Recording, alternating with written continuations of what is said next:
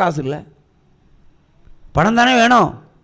பிரசங்கியே சொல்லுகிறான், பணம் இல்லைன்னா ஒன்றும் இல்லை, பணத்தை சம்பாதிக்கணும். நீங்கள் அது சாபத்தை முதல்ல போகணும். சாபத்தை போக்கணும், தேவ ஆசீர்வாதம் வரும். கர்த்தருடைய ஆசீர்வாதம் வேதனையே ஒரு காலும் கூட்டாது. ஆனால் எல்லாம் சோதிக்கப்படலாம். யாரெல்லாம் தேவனுடைய ஆசீர்வாதத்தை சுதந்திரிக்க விரும்புகிறீர்களோ அவர்களெல்லாம் நல்லா தயாராகிருங்க. வரப்போகிற ஆபத்தில் தப்பித்து போகிறதுக்கு பிளான் போட்டுருங்க. நல்லா சோதிச்சிருவார் உங்களெல்லாம்.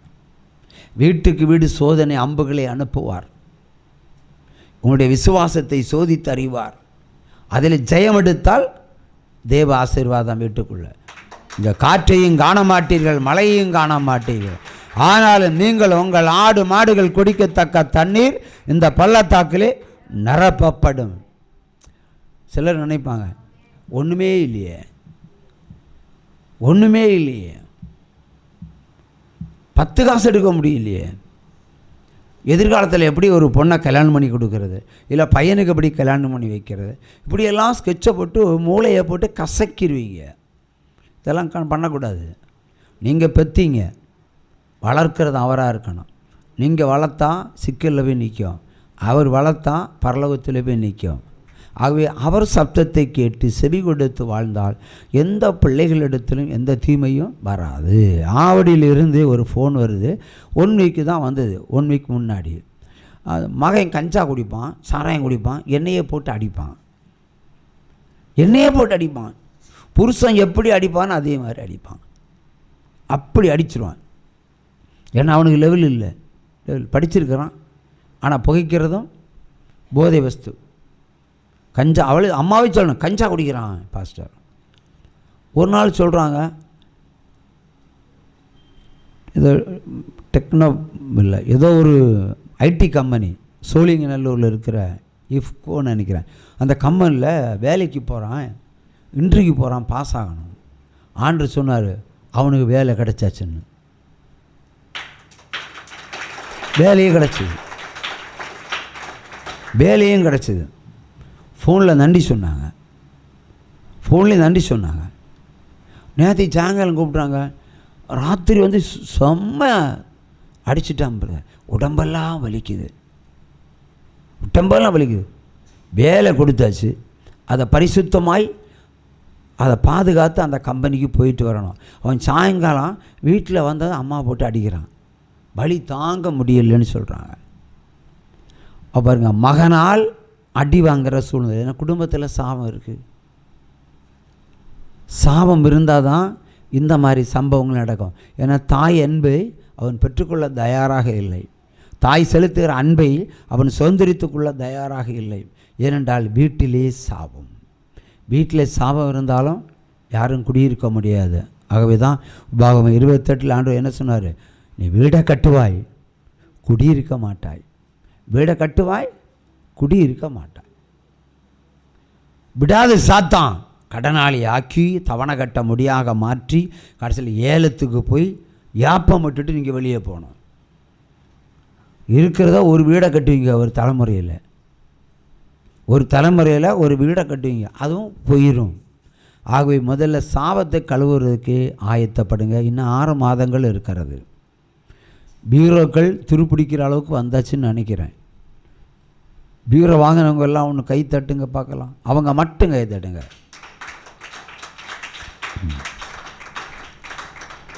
சாபம் வெளியேறினால் ஆசீர்வாதம் வரும்.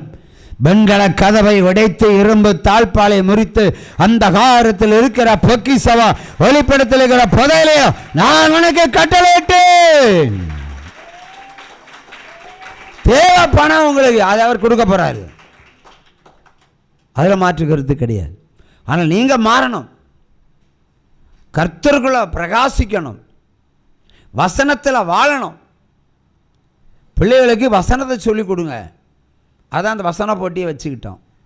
இந்த பிரசங்க போட்டி வைக்கிறத விட வசனங்கள் அதிகாரங்களை காணாமல் சொல்லி படித்தா இவன் எத்தனை வாரம் எடுத்து படிச்சுட்டு இருக்கான்னு தெரியுமா? இந்த 28ஆம் அதிகாரம். அடுக்கலில் போகிறேன், கர்த்தர் வாலாக்காமல் தலையாக்குவார், நான் எனக்கு சொல்கிறான்னு பார்த்தா வசனத்தை சொல்லி ரிப்பீட் ஆகிட்டே இருக்கிறான். எத்தனை வாட்டி இதை காணா படிச்சிருப்பேன், எவ்வளோ மணி நேரம் ஸ்பெண்ட் பண்ணியிருப்பேன் பார்க்கலாம். ஒரு வாரத்தில் எத்தனை வாட்டி இதை ரிப்பீட் பண்ணியிருப்பேன்? எத்தனை வாட்டி காணா படிச்சிருப்பேன்? 500 வாட்டி, 500 வாட்டி அதுக்கு மேலேயும் காணா படிச்சுட்டான். அப்போ இவ்வளோ எல்கேஜியில் சேர்க்க வேண்டியதுதான். ஒரு சேரை போட்டு கொடுங்க.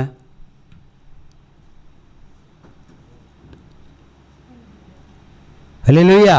இப்போ 500க்கு மேலே உபாகமம் 28ஆம் அதிகாரத்தை வாசித்து காணா பாடமாய் படித்து இங்கே வந்து ஒப்பிச்சா, அதுவும் டீச்சரு 3 இடத்துல சிக்கல். அது ஃப்ளூவெண்டாக வரல வண்டி. ஏன்னா செகண்ட் கியர் நான் மாற்றினேன் வண்டியில். ஃப்ளூவெண்டாக வரணும், அதான் எலிஜிபிலிட்டி.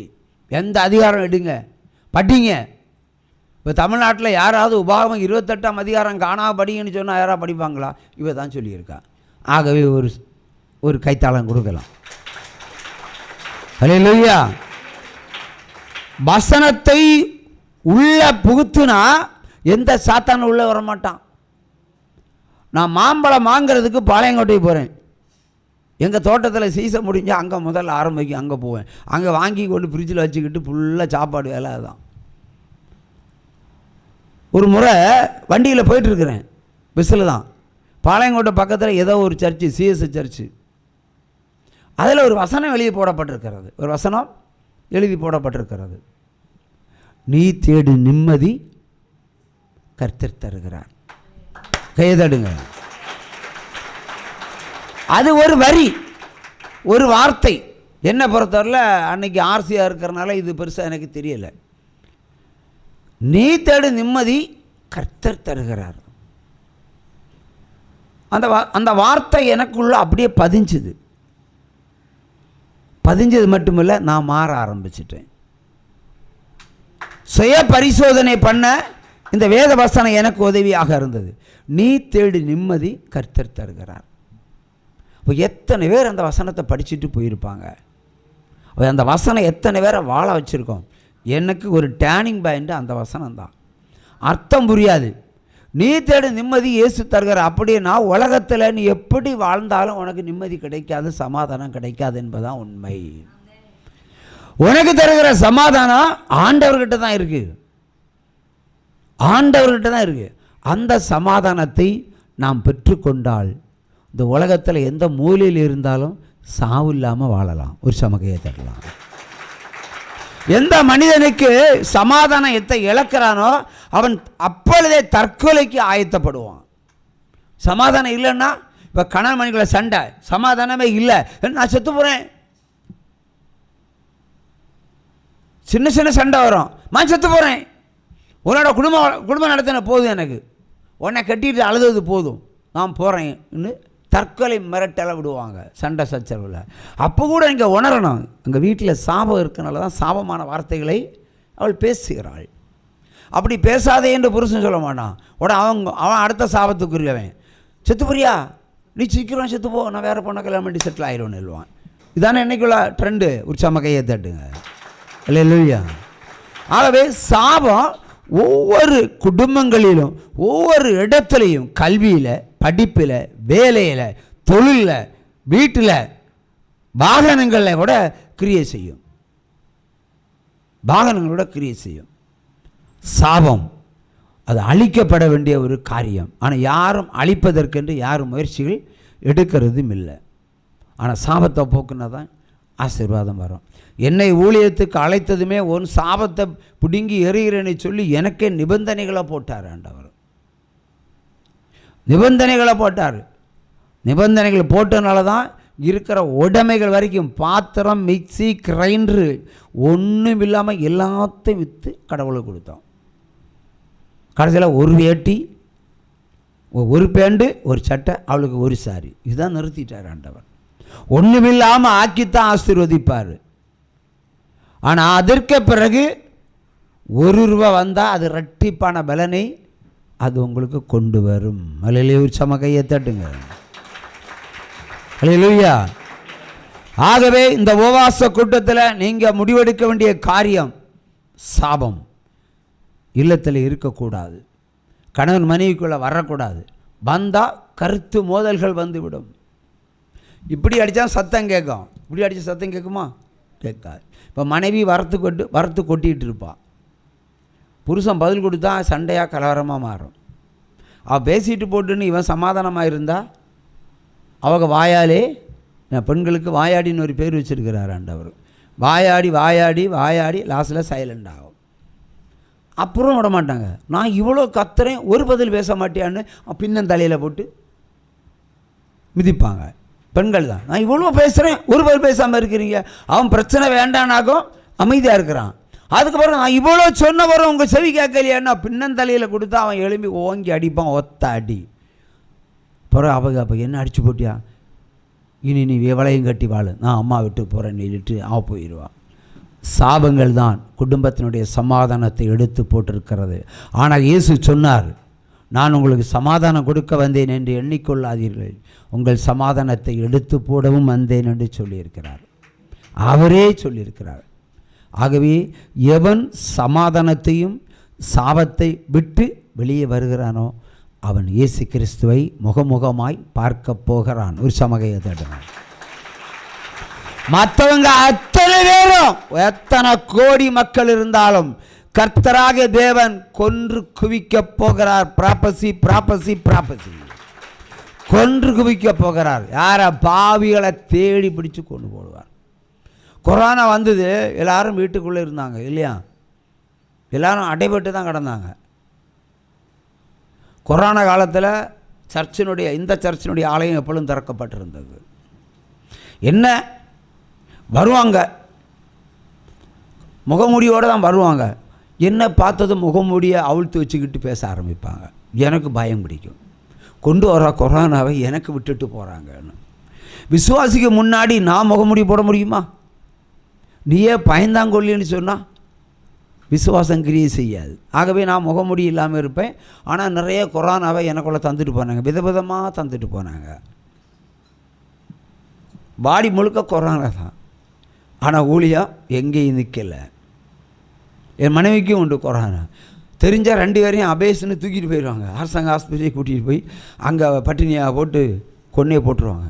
இல்லைன்னா ஊசி போட்டு கொண்டு போட்டுருவாங்க. அது தமிழ்நாட்டில் ஊசி போடாத இருக்கிற அங்கே 2 பேர் தான்.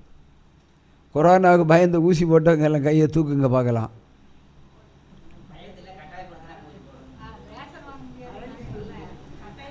ரேஷன் வாங்க முடியாதுன்னு சொல்லி கட்டாயப்படுத்தி ஊசி போட்டாங்க.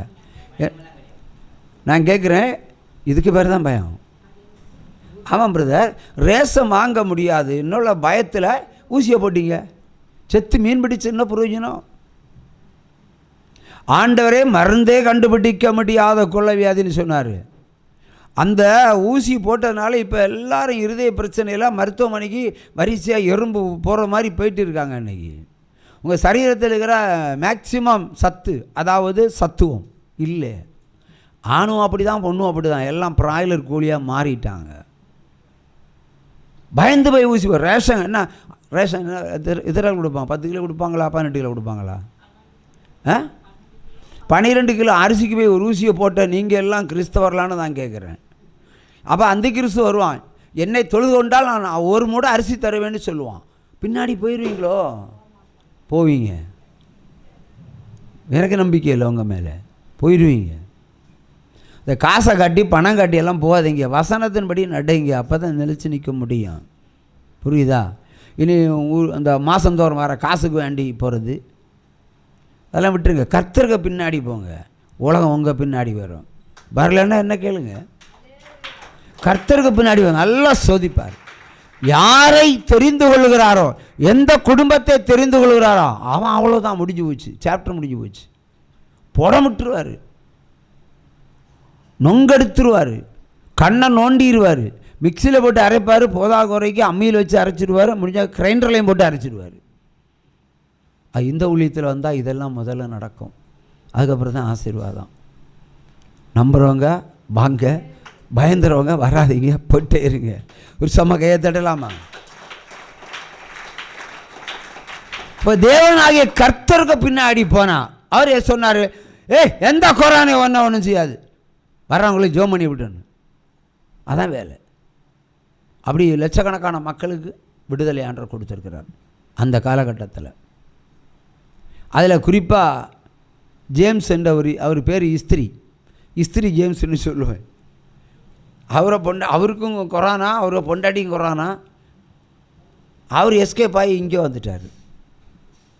ஏன்னா இங்கே போனால் கொரோனாவிலேருந்து தப்பலாம், எப்படியும் ஆண்டவர் ஏவி இருப்பார். இங்கே வந்தார், வந்து சொன்னார் பொண்டாட்டியும் விடுதலை உங்களுக்கும் விடுதலைன்னு சொன்னார். அவர் போயிட்டார். அங்கே போக முன்னாடி பொண்டாட்டியை தூக்கிட்டு போச்சுனாங்க அரசாங்கம் கொரோனாவை. அப்புறம் நீங்கள் போய் கூட்டிகிட்டு வாங்கன்னு சொன்னேன். அவர் போய் கூட்டிகிட்டு வந்தார். இன்னும் ஜீவனோட தான் இருக்காங்க. உற்சவமா கையை தட்டுங்க. அல்லேலூயா, அல்லேலூயா. ஆகவே என்ன சோதனை வந்தாலும், சோதனை இன்னும் பயங்கரமாக வர நீங்கள் நினைக்கிற மாதிரி இல்லை. இங்கே விடுதலைக்காக நீங்கள் வந்திருக்கலாம், ஆனால் பயங்கரமான சோதனைகளை வச்சு தான் உங்களுக்கு அனுப்புவார். இந்த சோதனையிலிருந்து நீ வெளியே வந்தா உன் வாழ்க்கை மாறும், மதுரமாக மாறும், உயரடைக்கலத்தில் வைப்பார். அல்லேலூயா. சிங்க குட்டிகள் பட்டினி கிடக்கும், ஆண்டவரை தேடுவோர்க்கு குறை இல்லையே. சிங்க குட்டிகள் பட்டினி கிடக்கும், ஆண்டவரை தேடுவோர்க்கு குறை இல்லையே, குறை இல்லையே, குறை இல்லையே. ஆண்டவரை தேடுவோர்க்கு குறை இல்லையே. வசனம் என்ன சொல்லுது? ஆண்டவரை தேடுவோருக்கு குறை என்பதே இல்லை. அது சரீரமாக இருக்கட்டும், இல்லை குடும்ப ஜீவிதமாக இருக்கட்டும், ஆண்டவரை மட்டும் தேடுங்க, உலகத்தை தேடாதீங்க. உலகத்தை தேடினால் என்னில் அன்பில்லை உங்களுக்கு என்று சொல்லிடுவார். நீங்கள் ஆண்டவரை தேடினா உங்களுக்கு சகல ஆசீர்வாதத்தையும் போடுவார். எந்த பணக்காரனையும் ஆசீர்வதிக்க மாட்டார் ஆண்டவர். நல்லா நீங்கள் புரிஞ்சுடுங்க. ஒன்று இல்லாதவனை தான் ஆசீர்வதிப்பார். எளியவனை புழுதியில் நின்று தெரிந்து கொண்டு பிரபுக்களுடன் அதிபதியுடன் உட்கார